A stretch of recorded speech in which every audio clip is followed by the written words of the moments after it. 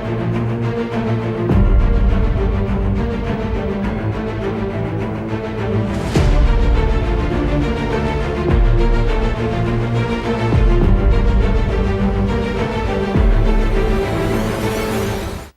everybody. This is Pastor Josh here from Zion Hill Church family.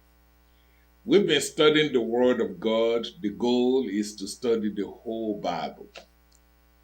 We started the other day with the book of Genesis. I'm so glad you are here again to join us. I hope that you're learning and I hope that you're ready to grab hold of the Word of God. We're in the book of Genesis. If you recall, I mentioned to you there are two sections of the whole book. The whole book of Genesis is divided to two sections. The first section is chapter 1 through chapter 11, and then we have chapter 12 all the way to chapter 50. The book is not really complicated at all. The first section of that book talks about God and the whole world. You probably remember the story of the creation. And the second section talks about God and a gentleman by the name Abraham and his family. So today we're going to be dealing with that second section of the Bible. But just for a quick review, you will recall I told you in the first section of the book of Genesis, it talks about the creation of the whole world. If you remember, one of the things that I find so significant about that story is that the first 3 days, God created space. I want you to think with me now and see his game plan, his modus operandi. He started out just creating space. That's the first 2 chapters of the Bible. And he created land, he created the sky, he created the sea. And then the last 3 days, that was the first 3 days. The last 3 days, then he created animals and fish and birds and human beings to fill the space that he created. You see his game plan? That makes sense. I can stop there and teach on that. Did you notice the structure, the plan of God to make the whole world? He wasn't doing things haphazardly. Many people are not blessed today because they're just all over the map. They can't even get their own dress together. God wants you to be organized. God wants me to be organized. We need structure in our life. The first 3 days, he didn't create no animals, no human. He was just making space. Land, sky, sea. You see the game plan? And then the last 3 days, he filled those spaces that he created with fish, with birds, with animals, with humans. Now we have the big picture. The whole world is now completed. No wonder why the Bible says on the 7th day, he rested. That's another sermon by itself. When you going to rest? I need to be saying that to my own self. Sometimes my wife have to remind me, hey, you need to slow down. You need to take a break. Just rest. Sometimes we can be too busy. Seriously. Every now and then, take a break. Go on vacation. Just chill, my friend. If God sees it necessary, don't you think you and I need to take a break from time to time? Just think about it. Now we have the whole world created, and then you remember in chapter 3 of the Bible, of the book of Genesis, human beings basically screwed up. We failed. We disobeyed God. You know the story, Adam and Eve. They went through the wrong route, and now things begin to go downward spiral. And then you get to chapter 6 of the book of Genesis. What you will notice there, my friend, is that God got fed up. And he decided to wipe out the whole planet. Wow. Somebody must have got on his nerves. Have you ever got so mad that you just want to shut down everything? I've been there, but thank God for grace and mercy. God decided to use the flood to destroy the whole planet. But in his grace and mercy, he saved a family by the name just destroyed completely. Now we have Adam and his family, the only people left on earth.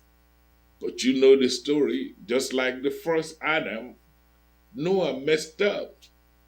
The brother got too drunk. I guess I'd be drunk too if I was locked up in that ark for so many days, so many months. But thank God for grace and mercy. The Lord would never give up on us. But the problem is the human beings begin to do wrong and continues to do wrong. Even after Noah, there was a series of people. And you remember how one problem after the other, just people would not do right. To the point that we get to chapter 11 of the book of Genesis. And then you see these people trying to build a tower.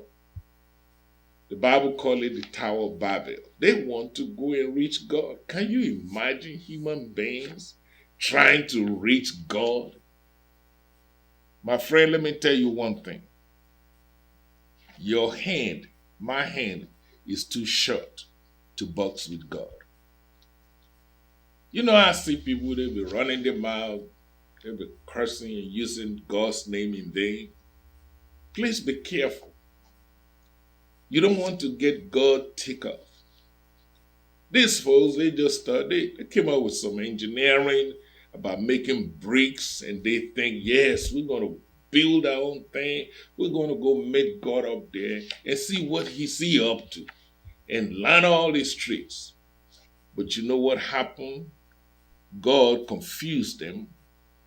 They no longer could understand each other. There's a lesson there. Don't become a smart aleck that you outsmart your own self and cause destruction into your own life. Ladies and gentlemen, it is very, very important that you, me, all of us recognize that we are nothing close to who God is. God is God all by himself. That is why you need to learn to respect God. You need to learn to reference God. That is why you need to not ignore God in your daily activities. If I were you, I will include God in my program. If I were you, I will include God in my agenda. If I were you, I won't even run a business without God. I happen to be a lawyer. I pastor a church. I teach in a college. Guess what? Without God, I am absolutely nothing. If you don't hear anything from this lesson, please grab hold of that. Too many people are messed up today because they have no reference for God. The whole earth was destroyed because of lack of reference for God. The people's language was scattered. They couldn't communicate to each other because of lack of respect for God. But one thing that amazes me, that brings us to the second part of the book of Genesis. Will you believe God was still trying to redeem people back to him? Would you believe that even though these people were acting ugly and acting crazy, God was still trying to rescue them? Believe it or not, that is God's story concerning you and me today. I wish I can tell you that I'm always good, I'm always acting right. But even in our mess up, it's good to know God still loves us. It's good to know God still cares. There's a lesson there for you and me. I don't care how far you've gone in your mess up. Some of you will say, Pastor, you don't know. I've screwed up so bad. Even God don't like me no more. No. Believe me when I tell you, God still loves you. Right where you are now, it don't matter what you have done, doesn't matter where you've been, doesn't matter how bad you've acted. Even myself, I'm not always perfect. I know I look perfect, but don't be fooled. Don't be fooled by my good looks. The reality is that all of us have sinned and come short of the glory of God. God was always looking for a way to bring us back to Him, to show us that He still cares and He still loves us. That's how the second part of the book of Genesis all began, from chapter 12 all the way to chapter 50. God literally looked for a man, just like He did for Noah. He sought for a man. Just like He did for Adam, He sought for a man. Because those people let Him down, now He found another man. This guy is by the name Abraham. And the whole second part of the book of Genesis was God's dealing with this man Abraham and all of his family. Why is God looking for Abraham? Because He needed somebody to walk through to rescue the whole planet. He made a deal with Abraham. He said, look, boo, here's what you need to do. If you will leave your kinfolk, I'll take you to a place. And when I get you there, believe me, I will bless you. I will make your name great. I will bless those who bless you. I will curse those who curse you. Through you, all the nations of the earth shall be blessed. Check that out. Did you hear what God is saying? He's telling this dude He will rescue the whole earth through him. That was exactly God's game plan. Because the whole earth is messed up now. And everybody is doing their own thing. He wanted to raise up a man and bless that man to the point that the whole world will be looking at him and say, whoa, what did you do, Abraham? How did you get all these blessings? And Abraham, in turn, can point to God and hopefully bring the whole earth back to God. So God has a game plan. I don't know about you. I don't do too many things without a plan.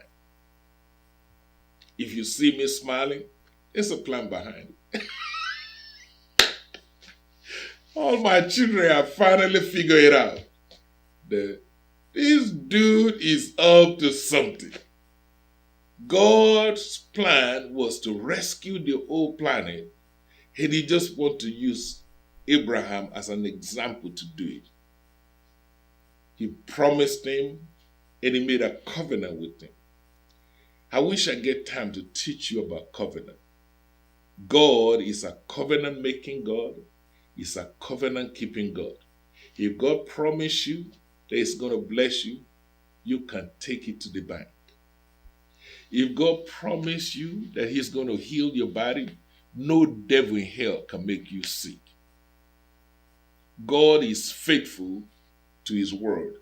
He made a covenant with Abraham. He said, look, if you would do this, I would do that. And part of God's covenant with Abraham is to make His name great. Just think about that for a moment. Here's a dude that has no name. And now God is promising him He will make His name great. I wish I can testify sometimes. I felt like Abraham. I came to this country with nothing. Absolutely nothing. All I had to my name was $100 check that was given to me by a white missionary. Her name is Barbara Epperson. Nice woman of God, just trying to help me. Guess what happened? That check bounced. When I got here, the check was no good. I didn't say that to put Miss Epperson down because her intentions were good.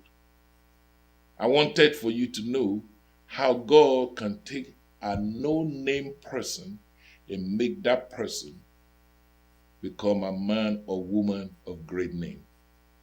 My friend, I don't know where you are right now. Maybe you don't even have a job and you're thinking, hey, I'm nobody. I'll never make it. Or maybe you're struggling from paycheck to paycheck. Believe me when I tell you, I'm talking from personal experience. You serve a God who loves you so much and can make something beautiful out of you. Even though nobody know you now, he can give you a name. I'm amazed when I would go around in the community, young and old, black and white. They want to stop me and talk to me and say, hey, you the man on TV. Sometimes I'm smiling, but deep inside of me, I'm crying. Those are tears of joy because I know I was just a man like Abraham with no name. But God said, I will make your name great. That's what God can do for you, my friend. But will you believe with all those promises? Two things I want you to notice about Abraham. Number one, he trusts God. He really believed what God said. I want to encourage you today to learn to trust God. The Bible says he was fully persuaded that God would do what he said to him. That's very commendable.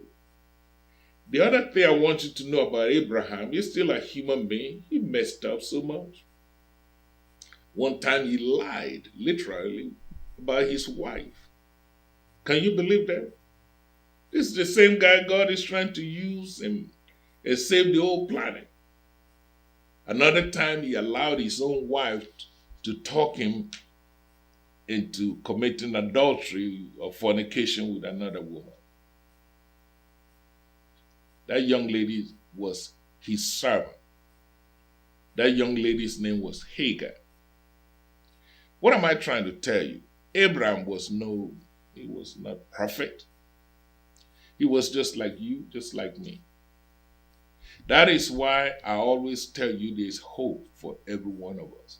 Never, never allow the devil to make you think you're no good. If God called you holy, you are holy.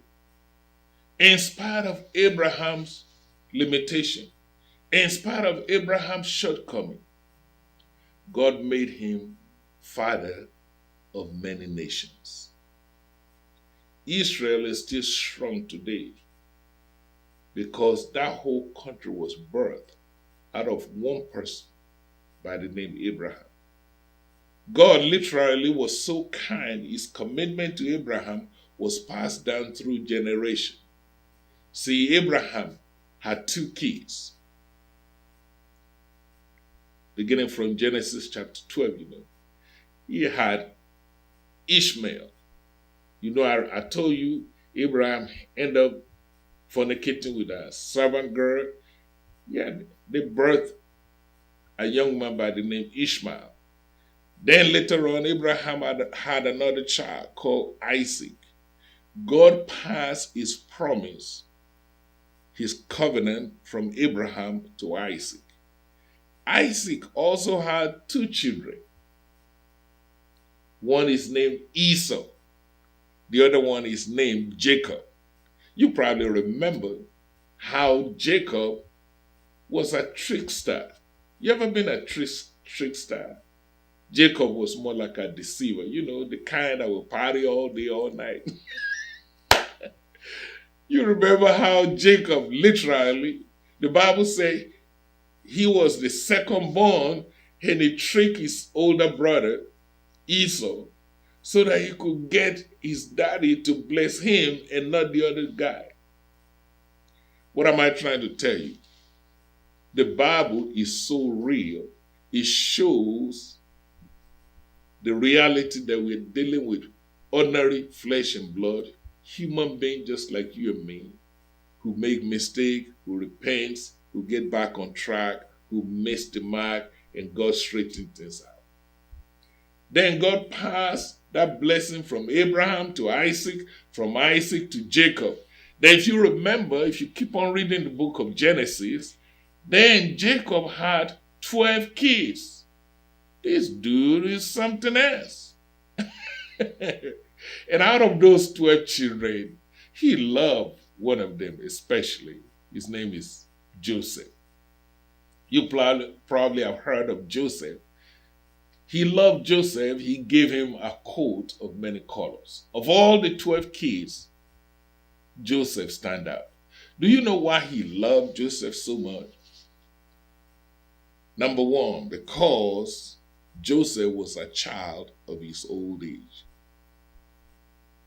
Number two, Joseph was born of a woman by the name Rachel, whom Jacob really loved. By the way, Jacob has 4 wives. That's another topic for another day. But one of those 4 wives is a woman by the name Rachel. And Joseph just adored this woman. So that's why he loved her child, Joseph. But even though the father loved Joseph, the other brothers were jealous of him. They were actually hateful. They were mean and ugly to him. Eventually, they sold him into slavery. I mean, it's just one amazing miracle after the other.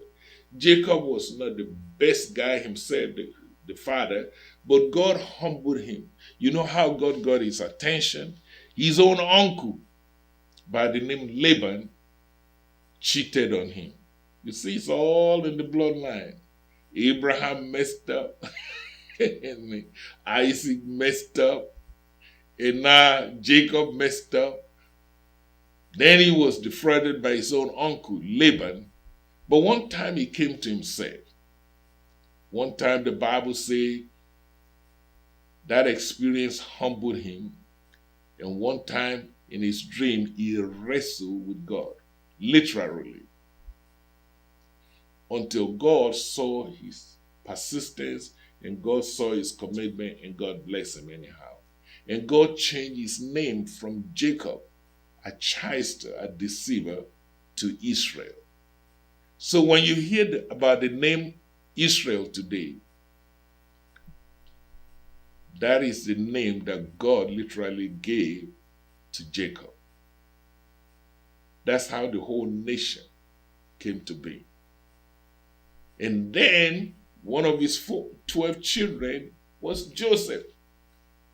And because the other 11 kids hate Joseph, they sold him into slavery. He found himself sold to a merchant in Egypt. And then he ended up he was dumped in the pit. They brought him out, they sold him into slavery. And then he was taken to Egypt.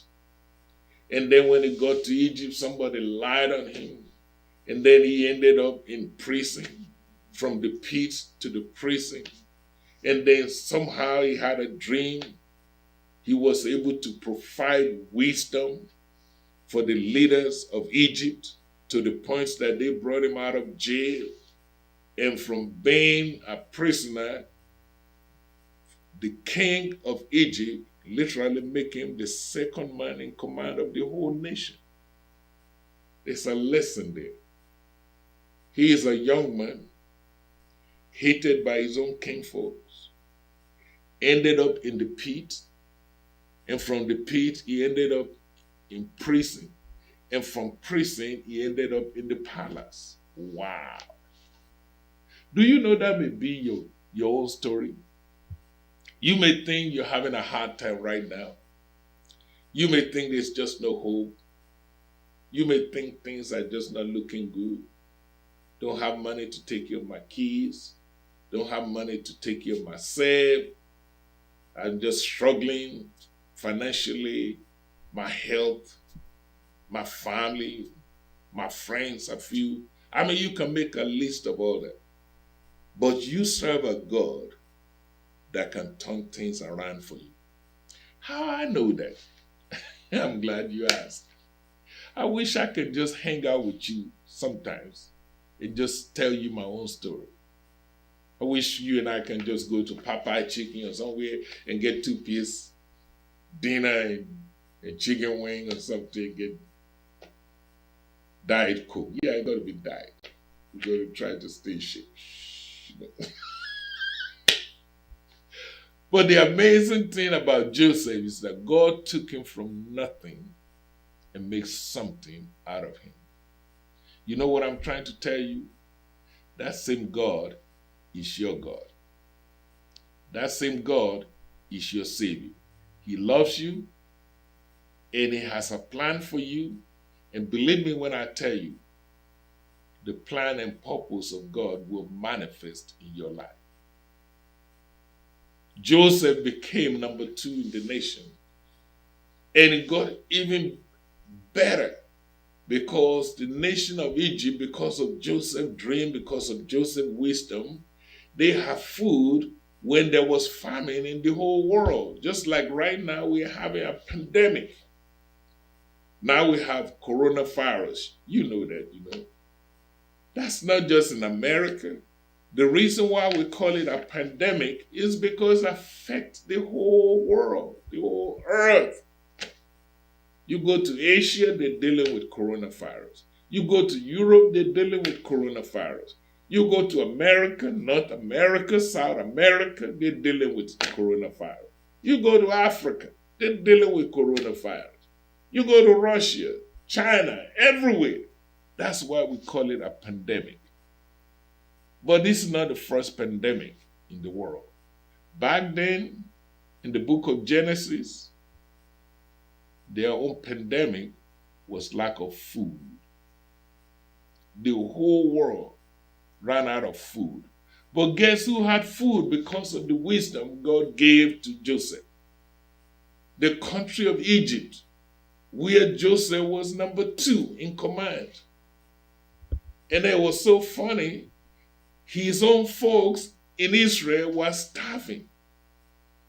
And they came to Egypt to beg for food, but they didn't realize that their own son, Joseph, is the main man, is the guy in charge.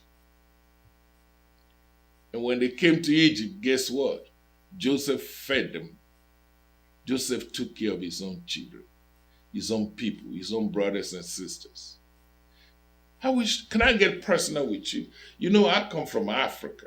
I have some brothers and sisters there. And they're not doing as well as I am, just to be honest with you. But guess what? I see myself as a Joseph. The Lord sent me here so I can take care of them. Isn't it that amazing how God will use you to be a blessing to your own kinfolks? Never take for granted or underestimate what God can do through you. Joseph find himself feeding his own people. His own people, they don't even recognize that they're dealing with their own. You know how the book of Genesis ends? Joseph finally revealed himself to them. They were shocked to find out this guy that we sold many years ago. They thought he's dead by then. They thought he's nobody. But Joseph didn't hate on them. Joseph did not revenge. You know what he told them? And this is the conclusion of the whole book of Genesis. He said, look, you guys meant it for evil, but God meant it for my good. Wow, what a way to end a book. Well, let me share this with you before I let you go. There are some lessons that we all can learn from that book of Genesis. The next time we meet, I'll go to the next book of the Bible. My plan is to go through the whole Bible so that when you get a chance to read it, you will remember, oh, this is what Pastor Josh was talking about. Oh, this is how this one connect with this. This is how that story connect with that story. There are lessons from every book of the Bible. The question is, what lessons can we learn from the book of Genesis? Number one, are you ready for this? I'm excited. I'm enjoying myself here. I got some brothers helping me out here. Maurice is here with me. He's my media guy, He's the guru. Big things up, FJ is here. You see, FJ went to school to study all this stuff, These guys are smart. I don't know. I just run my mouth. But let me tell you some lessons I learned from the book of Genesis. Number one, when you remember the story of creation, what I got out of it is how God can step into nothing and make something out of it. Whoa, that may be you. That's the way I felt. I never thought in my wildest dream that God could be using me like He's doing right now. I remember I started teaching at Louisiana College as an adjunct. It was just a sidekick. Didn't know nobody. Just want to do my own thing. I'm amazed how God has promoted me. Now I'm the dean of the school where I work. Can you believe it? An African student who can't even speak English right. I'm telling you, my friend, God can make something happen in your life. The Bible said the earth was without form. Darkness was in the midst of the deep. And God stepped in the middle of nothing and created a beautiful planet out of it. And created a beautiful world. That's why I say to you, my friend, never allow anybody to talk you into defeat or discouragement. God can make something beautiful out of you. Say amen. Something else I learned from the book of Genesis. I'm just having a good time here, I noticed that God loves people and God will forgive people when they messed up. Guess what? I went through people after people. Adam sinned. Noah sinned. Cain and Abel. God will forgive you and me when we messed up. But you know what? There are consequences for sin. That's the lesson I got out of it. Just because God forgives us, that don't mean we don't pay consequence for our sins. I am telling you, my friend, I have noticed that when Adam messed up, there was serious consequence that followed, such as shame, such as blaming one another, such as fear. That sounds like some of what we're dealing with today, my friend. Such as a feeling of guilt, a feeling of shame, such as hiding. The Bible says they were so messed up, they were hiding from God. God literally come in the cool of the day and say, hey, dude, where are you? Adam said, I'm here somewhere. I heard your voice. I noticed I'm naked, so I went hiding. That's what sin would do to you and me. You know what I'm trying to get at? Don't take God's forgiveness for granted. Just because God forgives us, that don't mean we don't face consequence of sin. So you're better off to stay away as much as you can from sin. I realize you're not perfect. I'm not perfect either. But do your very best. Can you imagine if I go sleep with a woman and then we make a baby and then I say, I'll just go to God, God will forgive me. Well, we still have a baby. You know what I'm trying to tell you? There are consequences for sin. Hallelujah. I want to encourage you, as much as it depends on you, try your best to live a life of integrity. Try your best to shy away from sin, because sin has consequence. There's another lesson I picked up from the book of Genesis. It's called the grace of God. Wow. The grace of God. You say, what are you talking about? Where did you see all that? Remember when Adam messed up.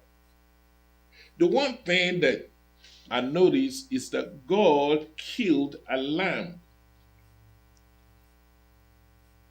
A lamb was innocent. The lamb didn't sin. The lamb didn't eat the forbidden fruit. Adam and Eve did. But God killed an innocent lamb and used the skin of that lamb to cover their shame. Wow.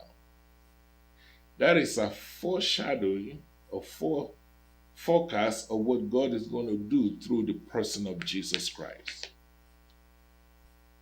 That's the power of His grace. I want to tell you, my friend, you may have done some things that you're not too proud of. You may have a history that when you look back over your own life, you say, no, ain't no way God could save. But there is something called the grace of God. I want you to think of that word, the grace of God, because I believe even though we were deserving to die, even though Adam was deserving to be punished, but because of the grace of God, God made a way out of no way. Just few weeks ago, I preached a sermon to my congregation here in Pineville that God can make a way out of no way. Even as we go through this so-called coronavirus, I just know in my spirit that God will make a way. God will provide an answer. No disrespect to the doctors and the nurses. I mean, they're trying their best, bless their heart. I got some children in that field. I love them. I watch them. I listen to them. But at the end of the day, my faith look up to God. David said, I will look to the hills from whence cometh my help.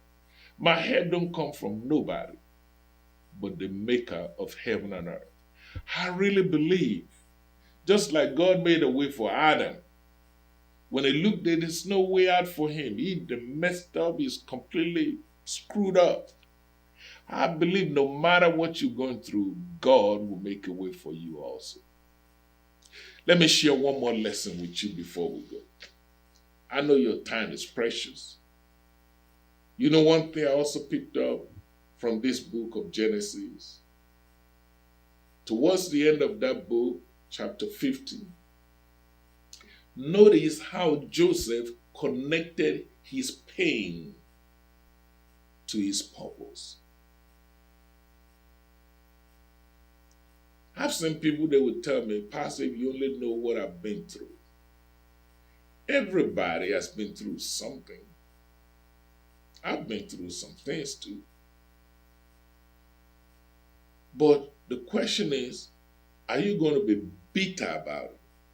Are you going to allow what you went through to make you angry at people, to make you angry at God, to make you miserable, that now you're living in depression and you can't even function? Joseph went through so much pain, but he never lost focus of his purpose. He connected all those pain to his purpose. That's why when he finally found his brothers that sold him into slavery, he looked them in the eye and said, look, guys, I know when you did it, you meant it for evil. But look at my purpose. What you did for evil, God has turned it around for my good.